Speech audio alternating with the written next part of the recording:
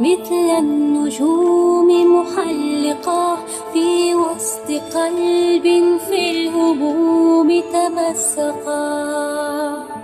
قد كنت وحدي في المسير، في الحزن عشت كما الأسير، حتى رأيت الزهر يزهرها هنا.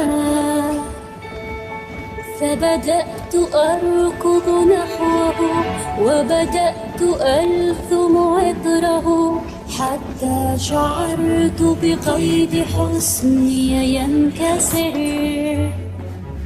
لكن صباحي لم يطل، فالليل في الأجواء حل، والغيم غطى كل شيء في المدى.